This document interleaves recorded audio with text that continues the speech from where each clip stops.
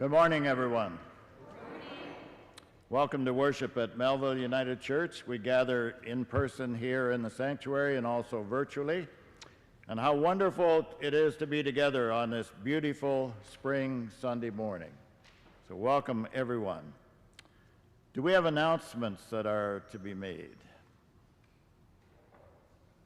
I did notice one on the back of the bulletin. If you look where it says upcoming worship services, we've made one change, and that is that I will be here on June 18, which is Father's Day, and we're going to have communion together that day.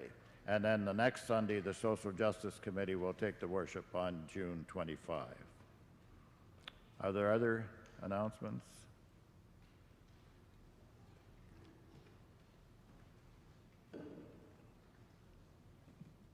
For the benefit of those on camera, because everybody else here has gotten them. The new photo directory is in. We're very proud of it. I'd like to thank Mark Vrain and Allison Rainford for their help. And contact me if you don't get yours. Okay? Thank you.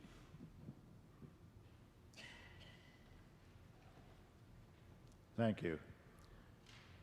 Our land acknowledgement. We acknowledge that this land on which we gather for worship is the traditional land of the Petun, Haudenosaunee, Anishinaabewaki, Mississaugas of the Credit First Nation, Odawa, and Mississauga nations. We acknowledge that we live on this land as people who have agreed to share and care for this land as a result of treaties, the Simcoe Patent, Treaty Number 4, and the Haldeman Treaty that outlined the rights and responsibilities associated with our place on this land. May we be people who remember this with thanksgiving and respect.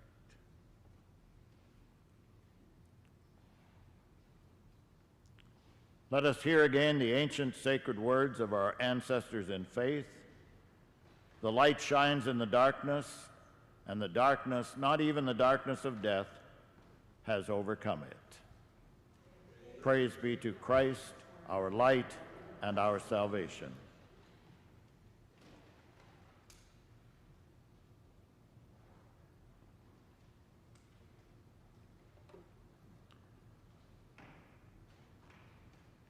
Like a light shining in the darkness,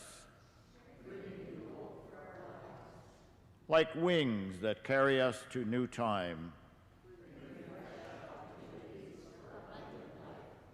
like a new morning breaking,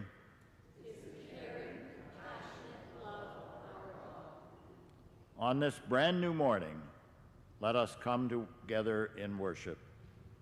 Morning has broken, hymn number 409.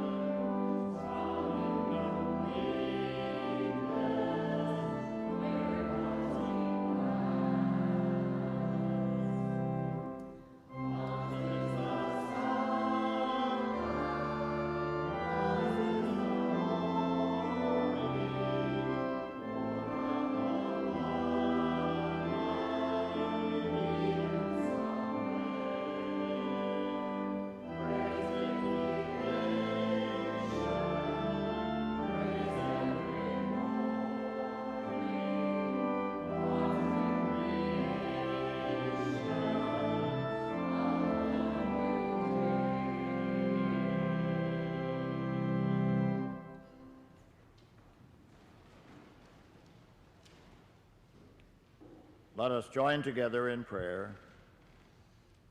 Creator God, we give thanks for this day. We give thanks for the blessings of life this morning, this very moment. Open our hearts to words of love, hope, and promise. Open our eyes to ways to show compassion. May all of our living express abundant joy. Amen. Our hymn, "This is God's Wondrous World."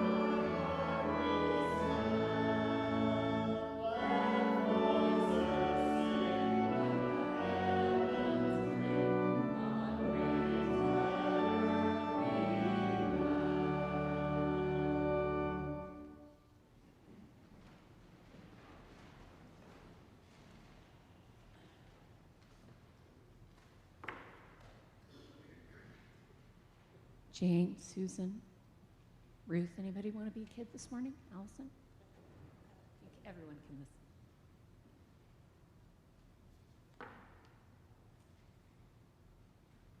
So you may have noticed, if you're sitting right at the back, I don't know if you've seen it, but we have some decorations up here, and it's striped kind of flags like the rainbow. And we have some little flags up here that are like the rainbow, and then we have some signs. We have some signs up here, and they say love on them. And this one says, proud of you. And that says love, and that one says love. Love is love. Couldn't read it from here. So today I was going to talk to the kids about all those different colors in our flags that we have on display, which look like the rainbow. And I want to start by using this. Now, if I were talking about day and night, okay, Barry, would you think of day or night when you saw this color? Thank you. And Patty, would you think of day or night when you saw this color? Day, right. Well, as the reading said this morning, that light shines through the darkness, and even the darkness of death can't overtake the light Light comes every day. Even though it gets dark at night, light comes up every day. So darkness cannot take over.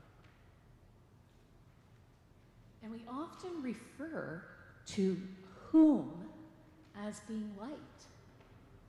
Who's synonymous at church with being light? Allison? Who at church do we relate as being light? God and Jesus, right? So if God and Jesus are light, they light up our world.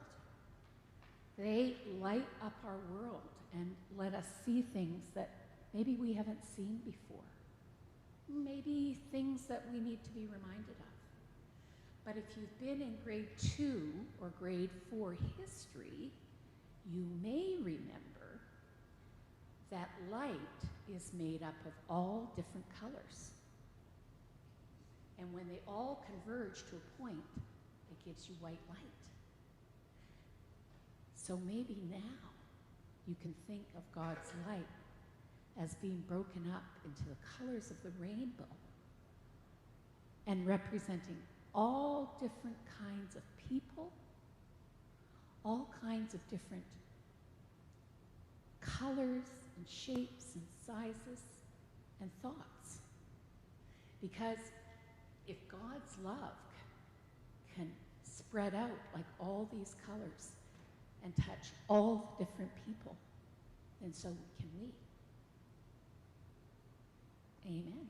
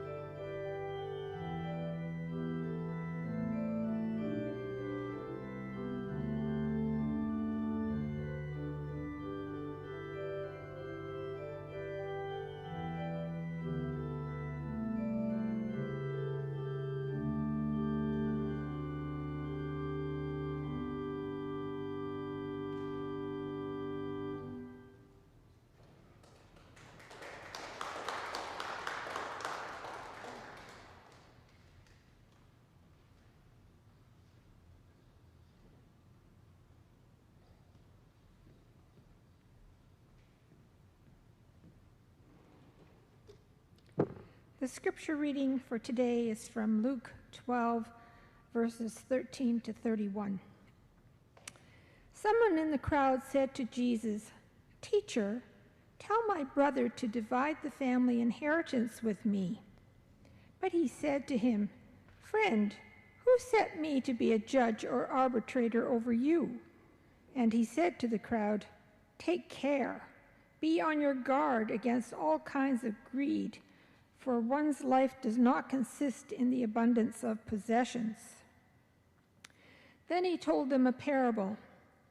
The land of a rich man produced abundantly, and he thought to himself, "What should I do? For I have no place to store my crops." Then he said, "I will do this. I will pull down my barns and build larger ones, and there I will store all my grain and my goods.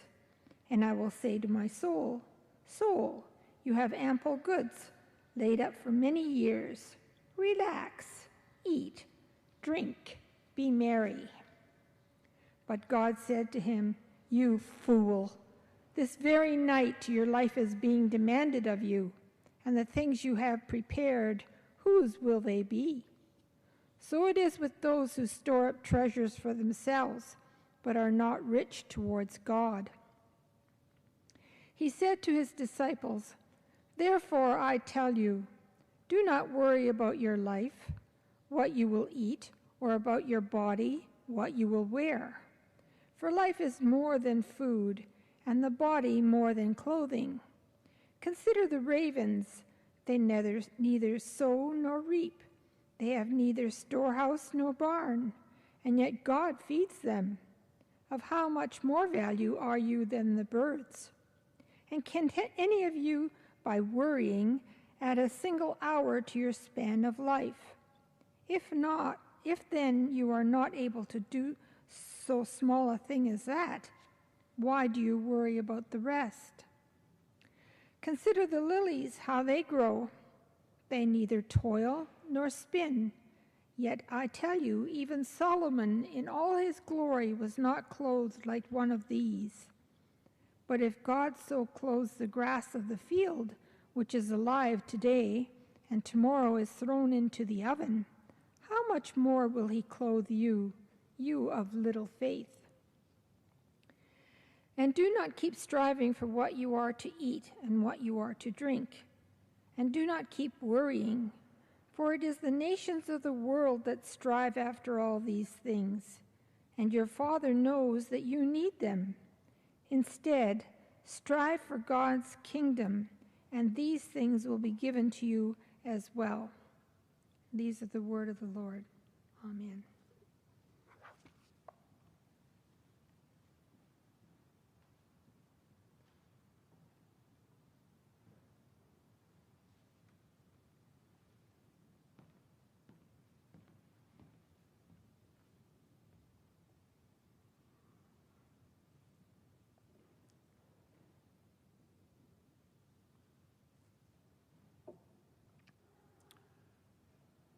Well, it's been a busy week in our town. Spring has been breaking out all over, and so the spring in people's step has been breaking out all over too. The women are busy planting vegetables in the garden, putting flowers in the beds by the houses, mowing the lawns for the first time, all the usual chores. Mildred Vickers spent the best part of Tuesday and Wednesday this week pulling dandelions out of the yard. Much of the time she was down on her hands and knees with a trowel. And when Hank came home from his cribbage game about 4 o'clock on Wednesday afternoon, he said, "Mildred, those look like the same dandelions you pulled out last year. Did they go growing back up again?" Good thing Mildred's aim was a little off. Otherwise, Hank would have been clobbered by the clump of dirt that Mildred threw. Now, it's about 4 years ago, maybe 5, when Homer and Alice Brown moved to town. They bought a place on the south edge, not far from the old slough. quite a large lot. I guess you'd call it an acreage. And the main reason they bought it was because it had a big barn. Homer had been collecting old tractors for years, and he wanted a good-sized barn to keep the tractors in. But like most collectors, it was hard for Homer to stop collecting. There's always another Massey Model 20 or Cockshut 40 or Farmall H for sale somewhere, and he'd go buy it. Even went clean to Ohio to bring back a vintage 1922 Fordson. And in time, Homer built up one of the best collections of old tractors anywhere in the country. But due to his constantly growing collection, it wasn't long before he needed a second barn, and then a third. He spent a good part of every day out in the barn starting up his tractors to make sure they kept running well, giving them a good wash to keep the dust off, and so on. Those old tractors were his passion. They gave his life meaning and purpose and zest. But then about a year ago, Homer's health took a bad turn. Arthritis had been setting in for a while, and it got worse, and his fingers became bent and hands crippled, and then it attacked his legs. Gradually, it got to the point where a lot of days Homer just didn't feel like getting out of bed, let alone go out and spend time in his barns with his tractors. Life was taking its inevitable toll on Homer Brown. And one afternoon, Alice said to him, "Homer, I just don't know what we're going to do." "About what?" asked Homer. "Well, my dear, you have these 3 barns filled with your tractors, but now you're not able to look after them the way you used to. And it's clear to me that some changes are coming to our lives, and we're not far off from having to move from here, and..." "Well, I know," said Homer, and I don't know what we're going to do about it either. I don't even know where to begin to try and sell these old tractors, and neither of our daughters will be interested in them, let alone the house and barns. So what will we do with all of it?" Well, that's the news from our town for this week, at least from the stories that I've heard. What would you do if you were Homer and Alice Brown? Their dilemma isn't unique. The question comes to all of us at some point: what will I do with my pile of stuff? I've looked at my own life. During my lifetime, I have acquired, accumulated, saved a certain amount of stuff: money, property, things. And I've done the accumulating for the same reason that you do, because it provides security, or maybe because the things I own have given me a certain degree of pleasure. But there will come a day when I have to leave it all behind. And by then, all my stuff, be it little or much, will become somebody else's to enjoy, to build upon, to waste, or maybe not want at all, or even worse, to fight over.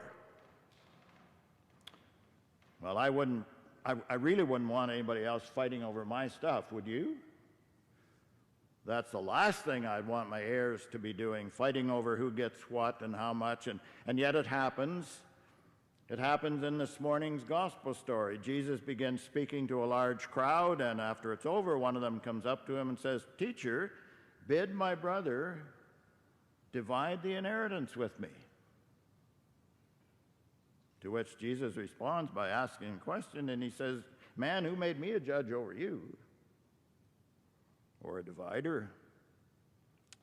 Now, what was at issue here was the age-old law recorded back in the book of Deuteronomy that said that the firstborn was to receive twice as much as anybody that came after him. when they came to divide up an inheritance. So the younger one comes to Jesus hoping to find a new way of interpreting the law, a new understanding. And in those days, rabbis frequently acted in a way similar to our magistrate or, claims courts. Rulings concerning disputes is what they made. And it just didn't seem fair to the younger brother that the older brother received twice as much as he was going to get, just because he happened to be born first. I suspect we might have some sympathy for that position, especially if we're the younger one in the family. But that was the way things were done back then, and disputes, of course, haven't been limited to back then, as you know. A few years ago, the mother of a friend of mine died, and she was a widow, and the father had died several years before, and there are 5 siblings in the family, and they couldn't agree on anything.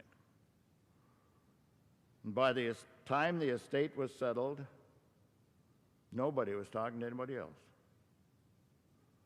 You know how it goes. I'm supposed to get the rocking chair from the living room. Mother promised that to me years ago.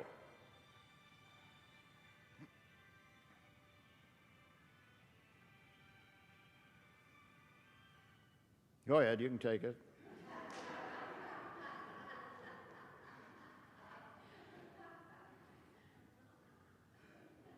I'm supposed to get that rocking chair from the living room. Mother promised that to me a long time ago, and the other one says, no, I am supposed to get the rocking chair. You are supposed to get the mounted moose head from the family den.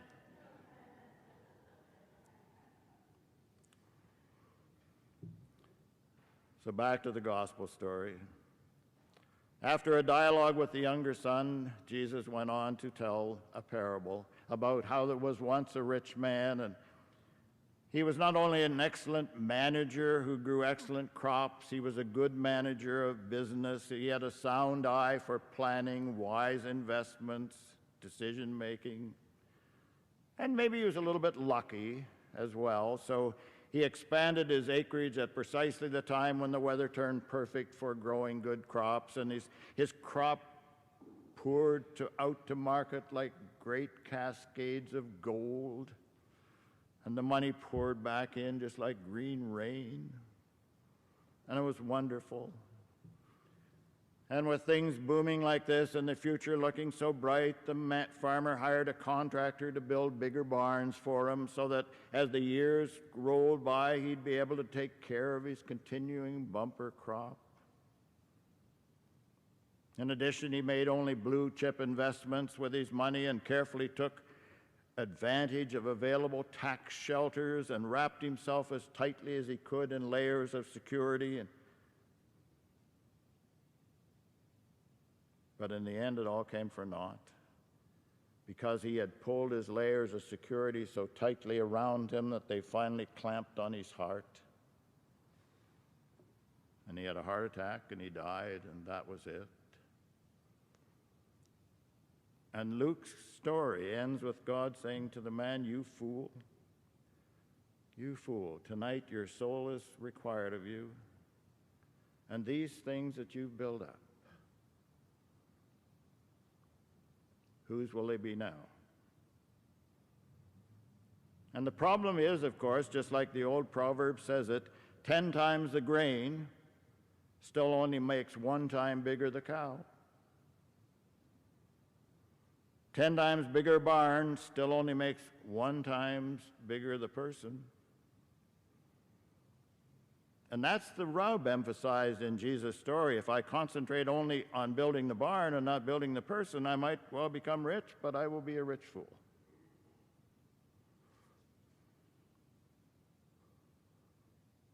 Homer and Alice Brown,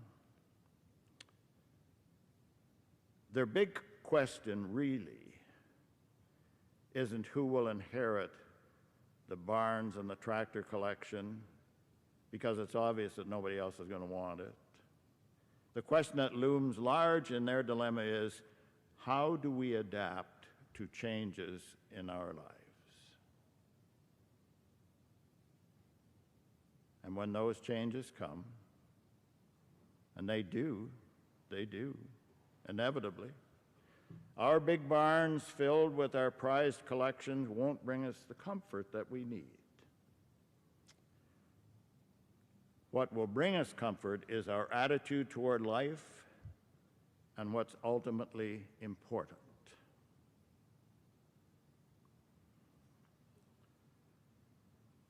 A girl named Maria grew up during the worst of the Great Depression. And one night, Maria was doing her homework in the living room, and her brothers were outside playing with her friends, and their parents were in the kitchen discussing their financial situation. And Maria found her ear tuned increasingly to her parents' conversation. It was about money, or the lack of it, and bills to be paid, and they spoke of school needs and fuel bills and the cost of food, and as she listened, Maria became more anxious. Anxious because she realized from her parents' conversation that there just wasn't enough money to go around. And suddenly the conversation stopped. And the mother came into the living room and she put some money, a couple of dollar bills, a handful of change on the desk and said, "Here, Maria, go find your brothers and run to the drugstore and before it closes and buy some strawberry ice cream." And Maria was astonished. She said, "What? Mother, you need this money to pay bills, to buy school things. We can't spend it on ice cream. Don't be foolish. I'm going to go and ask my dad about this." So she went to her father and she told him what her mother had asked her to do, and her father looked at her for a long moment. And then he threw back his head and he laughed and he said, "Your mother's right. When we get this worried and upset about a few dollars, we're better off having nothing at all. We can't solve all the problems, so maybe we should celebrate instead. Do as your mother says. Go get some ice cream." And some years later, Maria reflected. I don't really remember what happened about the other concerns, the other needs, but I remember the fun we had that evening, eating the ice cream. And I thought about that evening many times. The bills were paid somehow. And we made it through the weeks and months that followed, and I learned that evening that my parents were not going to allow money to dominate them. And I wonder how many of us would call for a party with the last of our financial resources rather than spending it on what we deem to be essential. Although, in fairness, it might be easier to do it then than when we have plenty and just don't realize it. The truth is that far more important in life than anything else is a sense of what's ultimately important, things like love and friendship and hope, faith. These are the things that do us the most good in the long run. Jesus put it this way: a person's life does not consist in the abundance of his possessions. Or put it another way, you're only as rich as the things you can do without.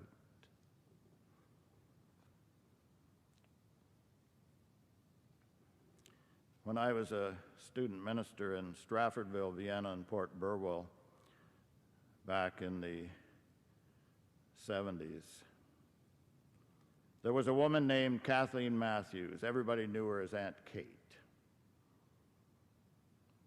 She was a Baptist, but there was no Baptist church in Straffordville, so she came to the United Church and she tried to fix us.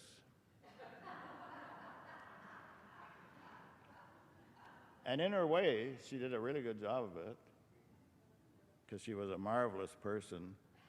Aunt Kate had known more sorrow and pain in her lifetime than most people I know. But she also had the greatest attitude of anybody I've ever met. She'd had several operations. She was growing more frail. Her two daughters-in-law were intent on being sure that she stayed in the house and didn't go anywhere and have a fall or something or a spell while she was out. And one thing she really liked to do was pick strawberries. So she asked my late wife Janice to take her to this berry patch down by Port Burwell where they could pick some strawberries. And Janice said, "Won't we get in trouble with the girls? And what if you have a spell while we're down there?" And Kate replied,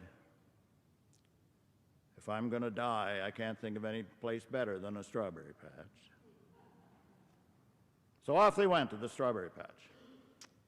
Off they went to Port Burwell to the strawberry patch, and they're picking merrily away, and who should show up? The two daughters-in-law. They weren't happy. They weren't happy to see her there. They weren't happy with Janice either for bringing her. But she said the same thing to them as she said to Janice, "If I'm going to die, I just soon do it here in the strawberry patch as somewhere else." You see, she couldn't do much about the circumstances in her life, but she could do something about the attitude that she had towards life and how she faced it. So back to the story of Homer and Alice Brown in our town. Say they came to you seeking advice about their dilemma. Homer's collection, his bigger barns, his tractors. Homer and Alice together, their failing health, they're trying to figure out how to adapt to the change that life was bringing to them. Say they came to you. What advice would you give them? What would you say to Homer and Alice Brown?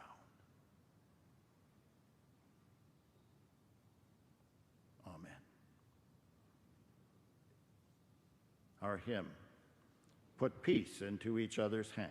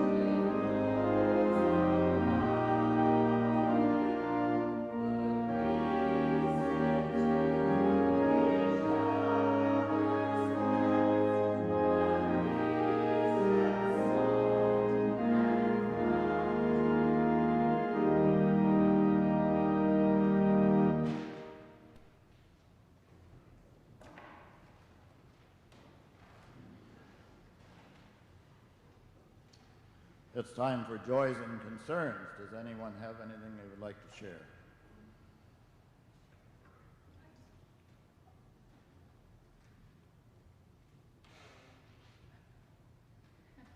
I just want to say my nephew got married yesterday, so that is a great joy. And another thing is I played the organ for his wedding, and they had a little Baldwin electric organ, and it's such a joy to play this organ.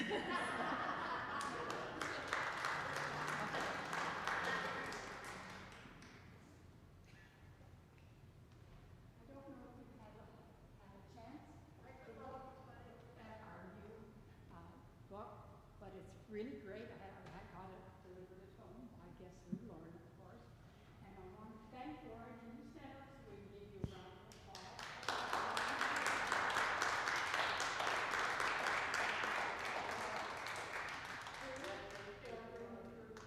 Thank you very much. It is lovely. Considering that we have COVID, it is just full of wonderful pictures, and it's really very ugly. I think it's the nicest one I've seen in all the 25 years I've been here.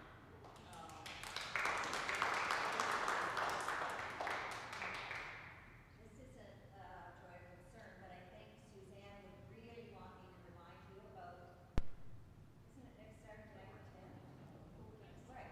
The 10th of June is the concert with the, that's not working? Oh, okay, sorry. Couldn't tell. Oh, I can hear the feedback. So June the 10th is the concert that Suzanne has arranged with the Renee. It's South American music with South American instrumentation. Yeah, it's in there, but she would remind you, I think, if she was here. So that's at 7 o'clock next Saturday, and there's refreshments.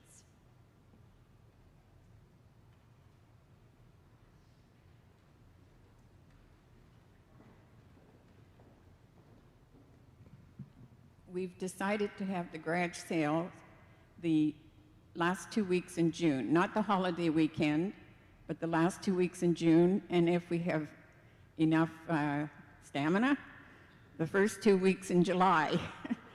And so it's about the 16th. On the Wednesday, we'll be accepting donations in the fellowship hall downstairs from noon until 8.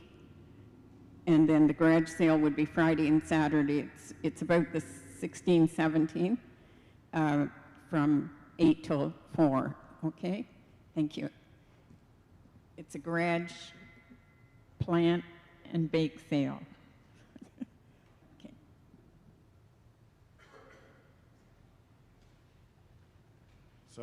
So you're selling garages, plants and baking. Along with tractors, right. I was asked to announce that Marion, Maine celebrated 94 years on May 31st. And this is the beginning of Pride Month and all the flags here today. I wear this pink tie for my grandson, who's gay. A year and a half ago, the husband of a good friend of mine died, and she'd looked after him for quite some while before his death. And when he died, she was quite at loose ends. She'd lost her soulmate, and she often didn't know where to turn. So I knew that she spent a good bit of time standing at her kitchen sink and looking out her window. So I drove down her street and I parked across from her house, and I tried to imagine what she might see out that kitchen window that would make a difference, that would give some fresh hope. So I went home and I wrote this poem. And it's called A Morning Benediction. She dons a housecoat, goes to the kitchen sink and catches water in a coffee pot. And on the wall of the house next door, she sees a robin land on an eave and begin a tug-of-war with a twig, caught fast between two rows of bricks. It reminds her of her own struggles since her life changed forever a few weeks ago. How often she stumbled over worries that blocked her path, forced her to retreat and wrap herself tightly in the gray shadows of her loneliness. But this bird, one of God's smallest and most fragile creatures, keeps pecking at that twig until it finally wins a battle and flies off, the twig clenched triumphantly in its small beak. And she takes her coffee to the kitchen table and opens a book of morning meditations. Look at the birds of the air. They neither sow nor reap nor gather into barns, and yet God looks after them. Are you not of much more value than they? And can you, by worrying, add even a single hour to your life? She closes the book. And outside the window is a soft blue sky. Crocuses are poking their dainty shoots through the sun-warmed soil. The Creator is once more filling the world with fresh colors, calling all things to begin anew. And overwhelmed with feelings of gratitude for the gift of being alive like the birds in the air, tears of joy trickle down her cheek. And as the robin in the distance sings a grace-filled morning benediction, she gathers her strength, smiles, and starts to make plans for a new day.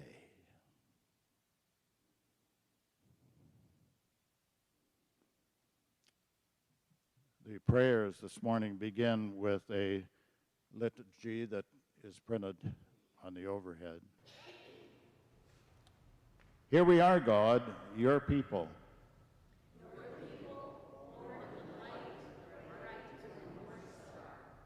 Followers of Jesus who called us to lives overflowing with grace, your peace, your joy.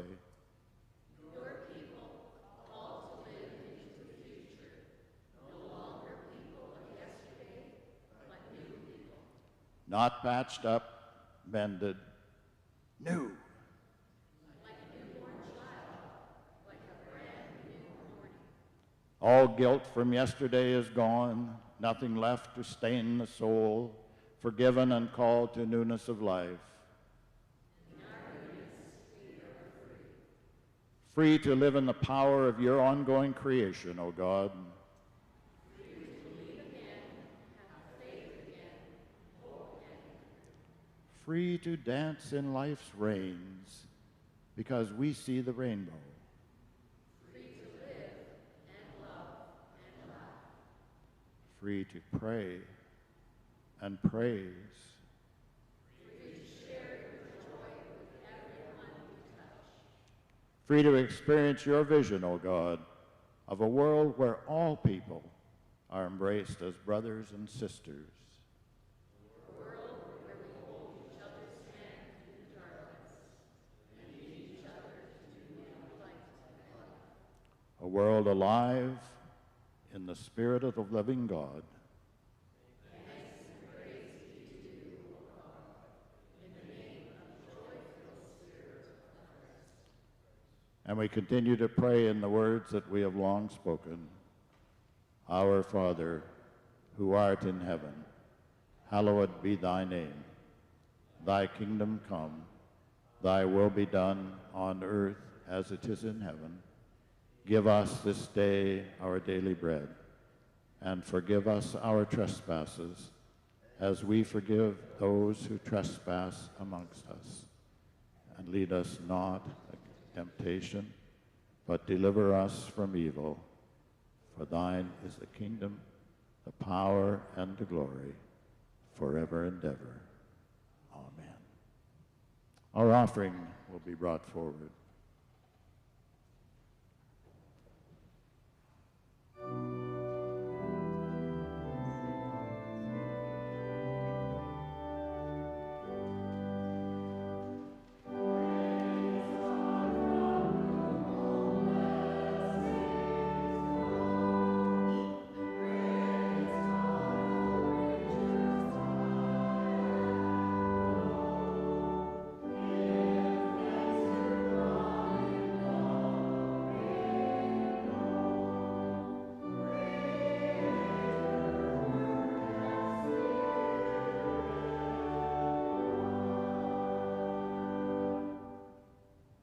Gracious God, bless these gifts and bless us who bring them, that these gifts might be used in the work of your church, in our community, and in our world. Bless these gifts and all the other ways in which we give of ourselves. Amen.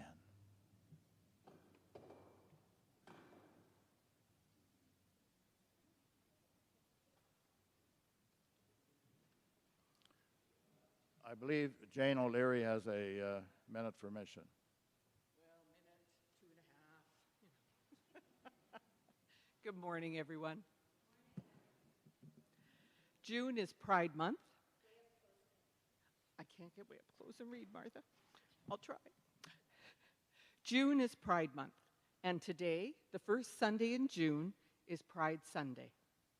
Melville and the United Church of Canada lift up Pride Month to remind us it's up to each of us to work to achieve equal rights, equal justice, and equal opportunity for people of all sexual orientations, gender identities, within and outside of our church. Melville's guiding statements, and there are some in the pews today, were crafted by the congregation to express who we strive to be as our church. Our mission: we live as a loving, inclusive faith community, actively welcoming and responding to needs within and outside of our church.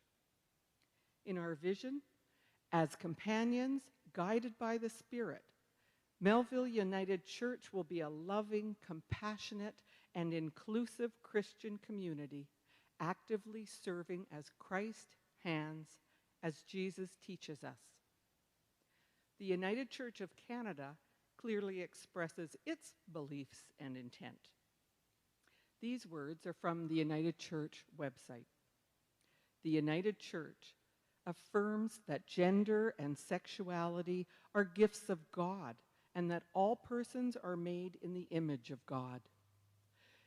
It welcomes into full membership and ministry people of all sexual orientations and gender identities. It sees each person as a unique, loved creation of God and welcomes all people to the full life of Christian community, including marriage. It believes we all have a responsibility to speak out against violence and to ensure that all are safe from gender-based violence in all places in our societies. It acknowledges the roles that Christianity and religion in general have played in the oppression of LGBTQ2SI+ people, and it hears the call to take action to end all forms of discrimination.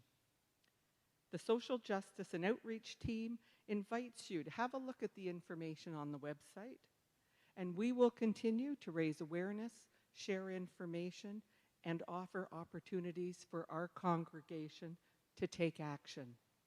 Let's take pride in all people.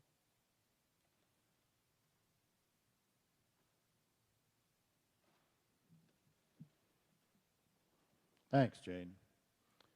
Our closing hymn, "The Lord's My Shepherd."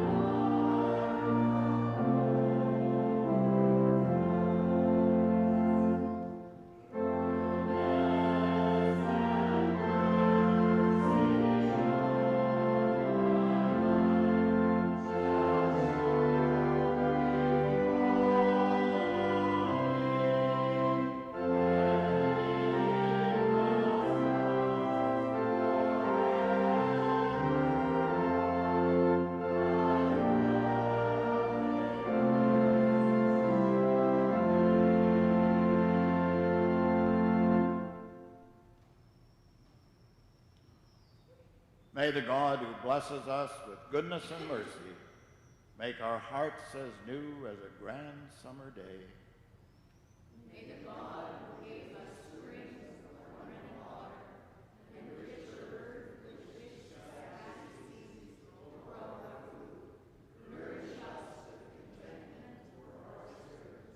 In our day-to-day living, may we be as trusting as the birds of the air and the flowers of the field.